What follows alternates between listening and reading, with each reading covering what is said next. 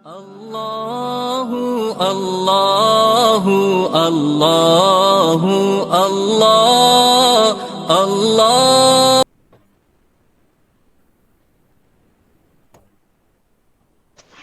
جی، کسی درخت یا پتھر وغیرہ کو متبرک سمجھنا۔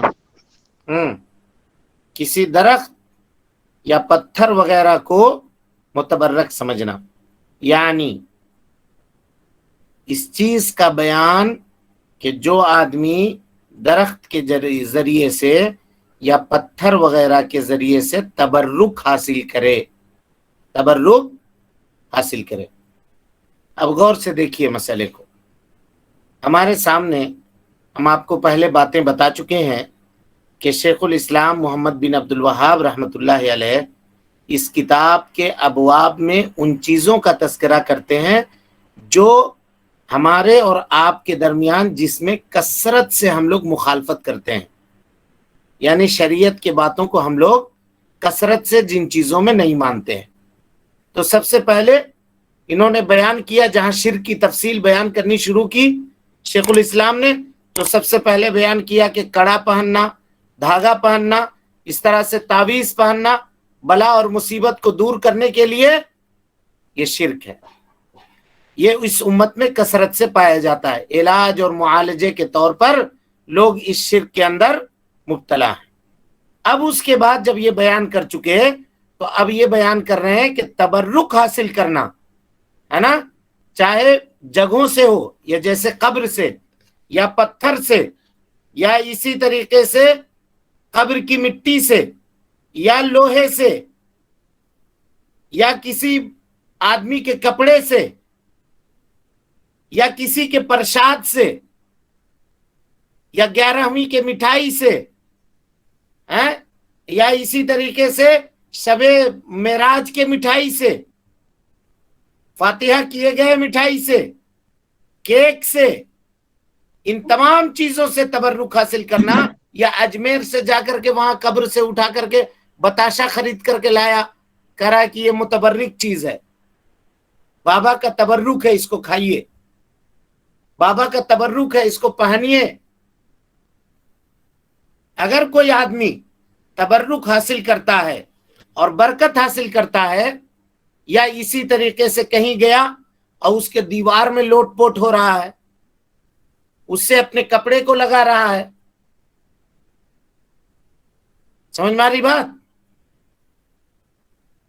ہاں جی، کسی کے دروازے کو، کسی کے چوکھٹ کو پکڑ کے وہاں سے تبرک حاصل کر رہا ہے، کسی قبرستان میں جا کر کسی قبر کی مٹی اٹھا کر کے تبرک حاصل کر رہا ہے، اس طرح کی جتنی چیزیں ہیں تبرک حاصل کرنے کی، اس کا حکم کیا ہے شیخ الاسلام محمد بن عبد الوہاب رحمۃ اللہ علیہ اس باب کے اندر بیان کریں گے۔ یہاں ایک چیز آپ دیکھیے، اس میں اس سے پہلے کا جو باب گزرا ہے اس میں شیخ الاسلام نے باب میں حکم لگایا تھا، باب من الشرک، یہ چیز شرک میں سے ہے کہ کوئی آدمی اگر تعویذ پہنے، گنڈا پہنے، تو اس کا یہ حکم ہے کہ وہ مشرک ہے۔ لیکن یہاں پہ شرک نہیں کہا، بلکہ یہاں وہ کہنا چاہ رہے ہیں، اے پڑھنے والے لوگوں، اے طالب علموں جو کتاب التوحید کو پڑھنے والے ہو، ہم اللہ رب العالمین کے کلام کو اور تمہارے نبی جناب محمد رسول اللہ صلی اللہ علیہ وسلم کی سنتوں کو بیان کر دے رہے ہیں۔ تم خود فیصلہ کرو کہ اگر کوئی آدمی تبرک ان چیزوں سے حاصل کرتا ہے، برکت حاصل کرتا ہے، تو اس کا حکم کیا ہوگا، تم خود غور کرو اس کے اوپر۔ اللہ نے یہ کہا ہے، نبی صلی اللہ علیہ وسلم نے یہ کہا ہے، اب تم آزاد ہو فیصلہ کرنے کے اوپر۔ لہذا ہم لوگ اب اس باب کو پڑھیں گے اور پڑھنے کے بعد کیا حکم ہوتا ہے اس کو سمجھنے کی کوشش کریں گے۔ تو باب کا مطلب کیا ہوا؟ مطلب یہ ہوا کہ کوئی آدمی اگر درخت کے ذریعے سے یا پتھر کے ذریعے سے یا اس جیسی چیزوں سے اگر تبرک حاصل کرتا ہے تو ایسا کرنا شرک ہے، ایسا کرنا شرک ہے۔ سمجھ میں آ گئی بات؟ اچھی بات ہے۔ اب اس کے بعد آئیے، تبرک کس کو کہتے ہیں؟ کسی کو معلوم ہے؟ کسی سے برکت لینا. ہاں پھر برکت کس کو کہتے ہیں؟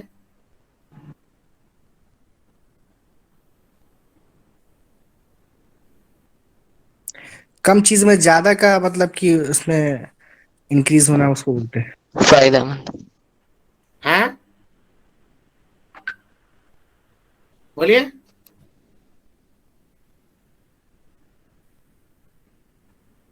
اچھا تبرک سنے تھے کہ نہیں سنے تھے؟ جی جی سب لوگ سنے ہوں گے جی تبرک کے بارے جی میں. شیخ.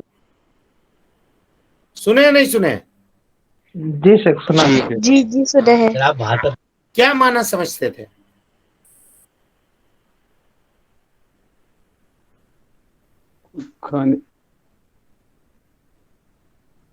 کیا سمجھتے؟ زیادہ برکت حاصل ہوتا ہے. ہاں بھائی برکت کا کیا معنی ہے اصل؟ دیکھیے تبرک کہتے ہیں برکت کا حصول طلب کرنا. برکت کا حصول یعنی برکت حاصل کرنے کو طلب کرنا کہ ہم کو برکت حاصل ہو کسی چیز سے، یا برکت طلب کرنا، یہ تبرک ہے. اب برکت کس کو کہتے ہیں؟ تو برکت لغت میں کہتے ہیں نما کو، بڑھوتری کو، کثرت کو، زیادتی کو، اور اسی طریقے سے ثابت قدمی کو، ٹھہراؤ کو. ان تمام چیزوں کو کیا کہتے ہیں؟ برکت. کتنا معنی ہوا دیکھیے. نما کے معنی زیادتی، کثرت کے معنی بھی زیادتی، اور اسی طرح سے ثبات قدمی اور استقرار، یہ دونوں ایک ہی معنی میں ہوا. نما اور کثرت اور زیادہ یہ ماخوذ ہے نا. برکت یہاں پر ماخوذ ہے کس سے؟ برکہ سے. برکہ عربی کا لفظ ہے برکہ.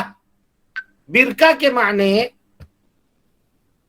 اس جگہ کو کہتے ہیں جہاں پر بہت سارا پانی جمع ہوا ہو. بہت سارا پانی جمع ہوا ہو اس کو کہتے ہیں برکہ. جہاں بہت پانی جمع ہوا ہو. اور وہ پانی کب بڑھے گا؟ جب بارش اس پہ نازل ہوگی. تو یہاں برکت مراد ہے کس معنی میں؟ زیادتی کے معنی میں، کثرت کے معنی میں، اور زیادہ کے معنی میں. اس لیے کہ اس میں پانی بہت زیادہ ہے، اس لیے اس کو عرب کہتے ہیں برکہ. اور برکت کا جو دوسرا معنی ہے ثبات اور استقرار، ٹھہراؤ جس کا معنی ہم نے کیا، یا ثابت قدمی جس کا معنی ہم نے کیا، تو یہ ماخوذ ہے بروک بعیر سے. بروک بعیر کے معنی اونٹ کے بیٹھنے کو کیا کہتے ہیں؟ بروک. عربی زبان میں کیا کہتے ہیں اونٹ کے بیٹھنے کو؟ بولیے جی. بروک. بروک. بروک کے معنی ہوتا ہے اونٹ کا بیٹھنا. تو اگر اونٹ جب بیٹھ جاتا ہے تو سکون ہو جاتا ہے، اطمینان ہو جاتا ہے، اس کو استقرار حاصل ہو جاتا ہے. تو یہ اس سے ماخوذ ہے، اس سے ماخوذ ہے. تو برکت یا تو زیادتی کے معنی میں، کثرت کے معنی میں، یا برکت ثابت قدمی کے معنی میں، ٹھہراؤ، سکون اور استقرار کے معنی میں. ان تمام معنوں کے اندر برکت کا استعمال ہوتا ہے. سمجھ میں آ رہی بات؟ جی جی. جی تبرک کا معنی خیر کو طلب کرنا اور کسی بھی چیز میں کثرت اور زیادتی اور استقرار کا طلب کرنا. کوئی بھی چیز، ایک مثال دے رہا ہوں میں آپ کو، یعنی پیسہ آیا کسی کے پاس، تنخواہ آئی کسی کی، تو اب اس میں زیادتی طلب کرنا یا اس تنخواہ کے اندر کثرت طلب کرنا یا اس کا استقرار طلب کرنا کہ دیر تک یہ تنخواہ جیب میں ہماری باقی رہے، بہت جلدی خرچ نہ ہو جائے. یہ سب کے سب کس معنی میں آئے گا جی؟ برکت. بولیے. برکت کے معنی میں. سارا کا سارا برکت کے معنی میں آئے گا. اور برکت کبھی کبھی کیا ہوتا ہے؟ بولیے. شر کو اپنے سے دور کر کے بھی طلب کیا جاتا ہے اور خیر کو اپنے سے قریب کر کے بھی طلب کیا جاتا ہے. یعنی برکت کا صرف یہی معنی نہیں ہے کہ آدمی کو بھلائی حاصل ہو جائے، شر مصیبت اور پریشانی بھی اس سے دور ہو جائے، اس کو بھی برکت کہا جاتا ہے، اس کو بھی برکت کہا جاتا ہے. اور برکت ثابت ہے جی، ہے نا. اللہ رب العالمین اپنے مخلوقات میں جس میں چاہتا ہے برکت عطا فرماتا ہے، وہی برکت نازل کرنے والا ہے. اور برکت کے ثبوت میں کسی کو کوئی شک نہیں ہونی چاہیے. لیکن یہاں یہ سمجھیے، برکت کی اولاً 2 قسم ہے. کتنی قسم؟ 2. 2 قسم. اولاً برکت کی 2 قسم ہے. ایک برکت شرعی اور ایک برکت دنیاوی. ایک برکت شرعی اور ایک برکت دنیاوی. اب آئیے، برکت شرعی کس کو کہتے ہیں؟ اس برکت کو کہتے ہیں جو ہم کو اور آپ کو شریعت سے حاصل ہو اور اس کا تعلق شریعت سے ہو. مثال کے طور پہ نیک عمل کے ذریعے برکت حاصل کرنا. مثال کے طور پہ نماز ہے. نماز انسان کی زندگی میں خیر و برکت ہے یا نہیں ہے؟ جی جی. بالکل. فجر کی نماز جو آدمی پڑھتا ہے، نبی صلی اللہ علیہ وسلم نے فرمایا اس کی زندگی میں خیر و برکت کا نزول ہوتا ہے. جی ہے کہ نہیں جی؟ نیکی میں اس کے ثواب میں برکت ہے. تو یہ برکت شرعی ہوا. ٹھیک ہے، برکت شرعی ہوا. اور اس کا تعلق شریعت سے ہوتا ہے، جیسے نماز پڑھنا، روزہ رکھنا، حج کرنا، زکوٰۃ دینا، یہ سب کے سب برکت شرعی ہے. کوئی آدمی اگر زکوٰۃ میں مال خرچ کرتا ہے تو اللہ کے راستے میں مال دینے سے اس کا مال بڑھتا ہے نہیں بڑھتا ہے؟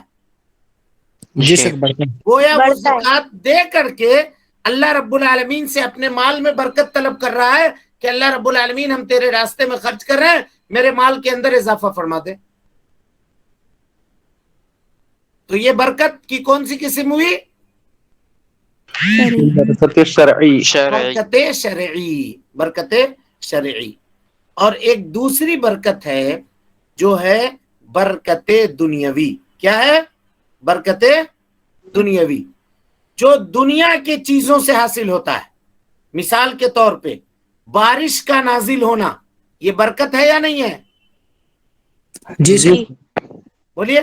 اب بارش جب آسمان سے نازل ہوتا ہے تو پانی مبارک ہوتا ہے. بارش کا پانی مبارک ہوتا ہے، برکت والا ہوتا ہے. اور اس کی برکت یہ دنیاوی معاملات سے لاحق ہوتی ہے، لگی ہوئی ہوتی ہے. یعنی بارش جب نازل ہوگی تو کھیت کھلیان لہلہائیں گے، پھل فروٹ ہوگا، کھیتی باڑی ہوگی.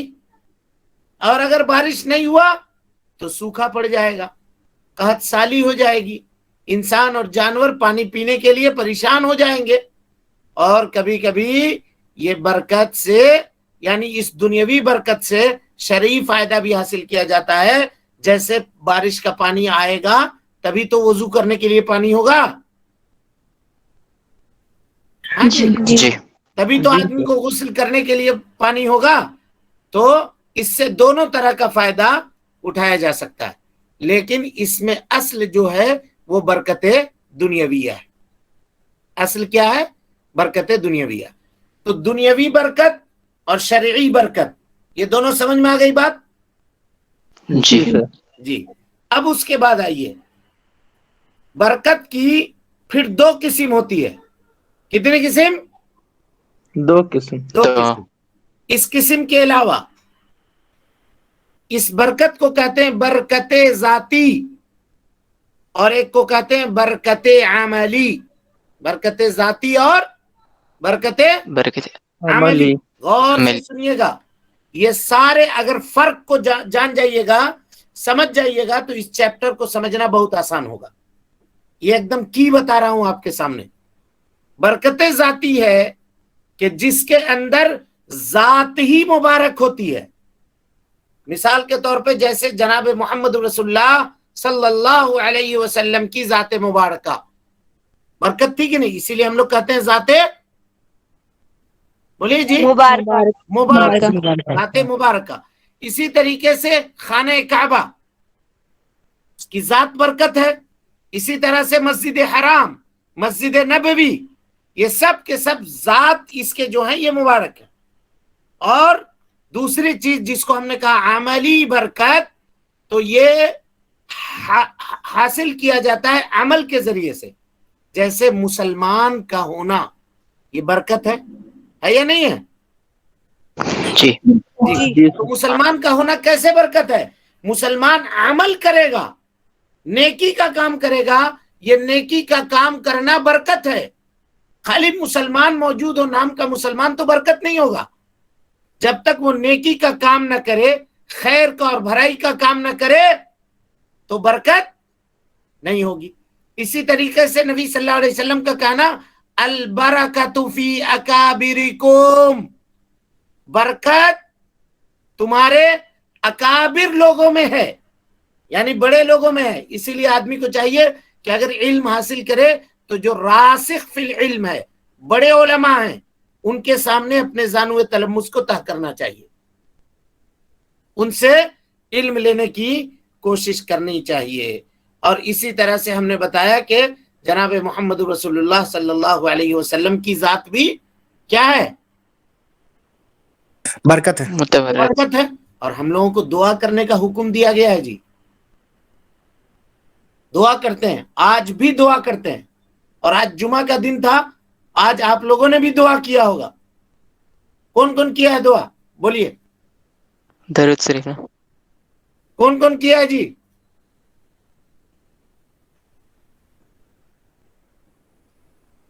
کوئی نہیں کیا ہے؟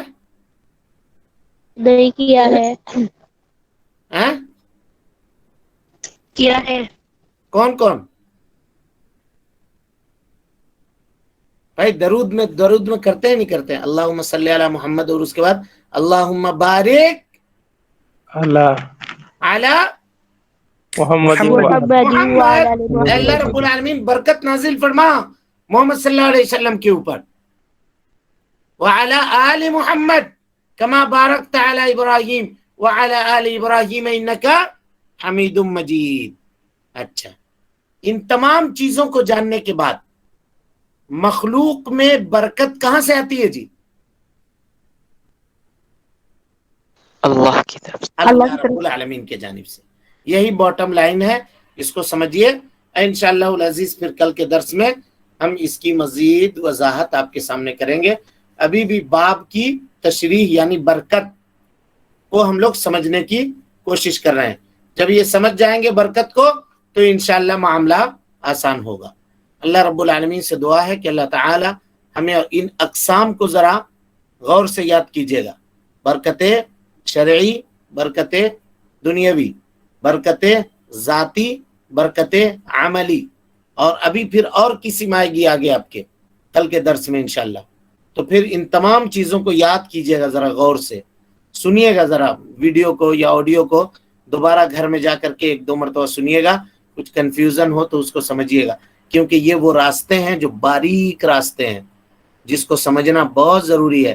نہیں سمجھ کر کے آدمی بہت اس کے اندر شرک و بدعات کے اندر مبتلا ہوتا ہے نا، تبرک کے نام پہ، فلاں کے نام پہ، فلاں کے نام پہ، یہ چیز تبرک ہے، یہ متبرک ہے، یہ برکت والی چیز ہے، سمجھتا ہے۔ تو اس کا کرائٹیریا کیا ہے، اس کا ضابطہ کیا ہے؟ کوئی بھی چیز برکت والی کب ہوگی، کیسے ہوگی، ہم کسی سے برکت حاصل کیسے کریں گے، ہے نا، اس کے ذریعے کو انشاءاللہ اس باب کے اندر بیان کیا جائے گا۔ اللہ رب العالمین سے دعا ہے کہ اللہ تعالی ہمیں اور آپ کو حسن عمل کی توفیق دے۔ اللہ رب العالمین ہماری اصلاح فرمائے، نیکیوں کو قبول کرے، سیئات کو درگزر فرمائے۔ اللہ تعالی جب تک زندہ رکھے دین اسلام پہ زندہ رکھے، اور جب اٹھائے ایمان پہ اٹھائے۔ آمین۔ وآخر دعوانا ان الحمدللہ رب العالمین۔ ہاں جی، کوئی سوال ہے کسی کو؟ پوچھ رہا ہے کچھ جلدی بتاؤ۔ ہاں،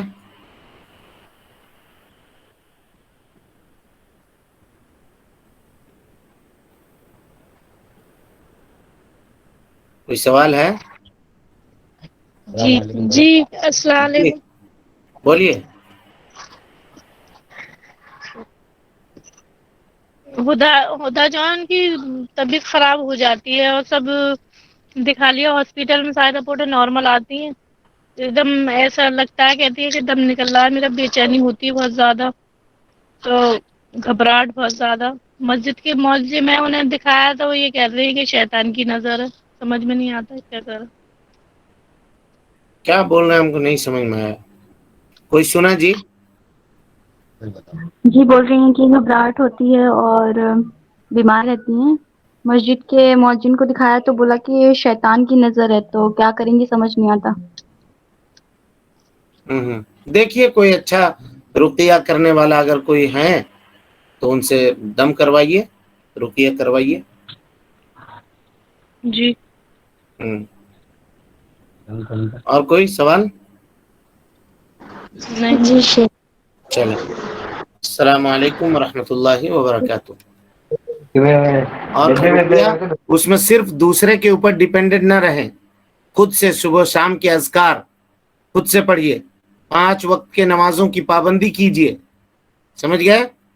اور ہر نماز کے بعد نماز پڑھ کر کے فارغ ہوں تو آیت الکرسی کی تلاوت کیا کیجیے، اور ہمیشہ قرآن مجید کی تلاوت کیجیے۔ گھر میں اگر میوزک، گانا، ٹی وی وغیرہ بجتا ہے، سیریل وغیرہ دیکھتے ہیں تو سب سے اجتناب کیجیے، پرہیز کیجیے۔ خود سے قرآن مجید کی تلاوت فجر کی نماز پڑھ کر کے کوشش کیجیے کہ آدھا پارہ قرآن پڑھ لیں، اس کے بعد مغرب کی نماز پڑھ کے کوشش کیجیے کہ تھوڑی دیر قرآن مجید کی تلاوت کر لیں۔ سمجھ رہے ہیں آپ جنہوں نے سوال پوچھا تھا؟ جی جی، صرف دوسرے کے اوپر ڈیپینڈنٹ نہ رہیں، کیونکہ اللہ تعالیٰ فرماتا ہے جو گھبراہٹ کا عالم ہے اللہ نے اس کا علاج بتایا، کہ الا بذکر اللہ تطمئن القلوب، آگاہ ہو جاؤ اللہ کے ذکر سے دلوں کو سکون ملتا ہے۔ تو اللہ رب العالمین کا ذکر قرآن مجید کی تلاوت ہے، اللہ رب العالمین کا ذکر تسبیح کو پڑھنا ہے، اور جب آدمی قرآن کی تلاوت کرے گا اور دوسری چیزیں کرے گا، شریعت کی پابندی کرے گا، تو شیطان کے وسوسے سے اور شیطان کے چنگل سے وہ محفوظ رہے گا۔ لیکن گھر میں میوزک ہے، ریڈیو ہے، ٹیپ ہے، فلم بج رہا ہے، گانے بج رہے ہیں، قرآن مجید کی تلاوت نہیں ہو رہی ہے، نماز پڑھا نہیں جا رہا ہے، تو ایسے میں ان چیزوں کا خطرہ زیادہ ہوتا ہے۔ تو اگر اس طرح کی مجھے تو امید ہے کہ اس طرح کی چیزیں نہیں ہوں گی، اللہ تعالیٰ نے اس طرح کی چیزوں سے محفوظ رکھا ہوگا۔ پھر بھی اگر اس طرح کی پریشانی ہے تو چلیے اللہ کی طرف سے آزمائش ہے، اس میں صبر کیجئے اور خود سے پہلے یہ عمل کیجئے۔ جب نہیں ہوتا ہے تو انشاءاللہ پھر کسی راقی کو دیکھ کر کے جو اچھا ہو، موحد ہو، سب سے پہلے کوشش کیجئے گا کہ موحد ہو، کوئی دوسرا نہیں ہو، ہے نا، مشرک نہیں ہو، تو وہ آ کر کے دنیا بھر کے جھمیلے کرے گا، چاول لاؤ تو سرسوں لاؤ تو اگربتی لاؤ تو ناریل لاؤ، نہیں، سیدھے بیٹھ کر کے وہ دم کرے گا، پڑھے گا قرآن مجید کی آیتیں، انشاءاللہ اس سے افاقہ ہوگا۔ جی سوال ہاں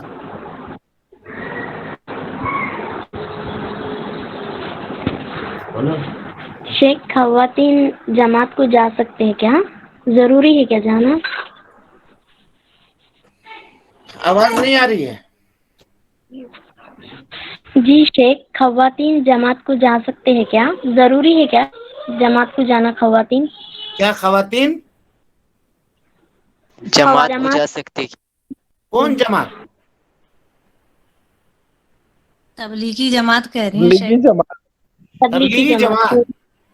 تبلیغی جماعت میں مرد بھی نہیں جا سکتے جی، آپ خواتین کی کیا بات کر رہے ہیں؟ دیکھیں مرد بھی نہیں جا سکتے۔ جی شکریہ۔ ٹھیک ٹھیک ہے، ہاں؟ السلام علیکم ورحمۃ اللہ وبرکاتہ۔ ایک سوال ہے جی بولیے۔ شیخ، جیسا کہ آپ نے کہا کہ جو شرک سے بچائے گا کسی کو اور تمیمہ وغیرہ کو کاٹ دے گا تو اللہ تعالیٰ اس کی گردن کو آزاد کرے گا، تو کیا اس میں بدعت بھی شامل ہے؟ بدعت سے اگر کوئی انسان کسی کو روکتا ہے تو کیا وہ بھی اس فضیلت میں شامل ہوگا؟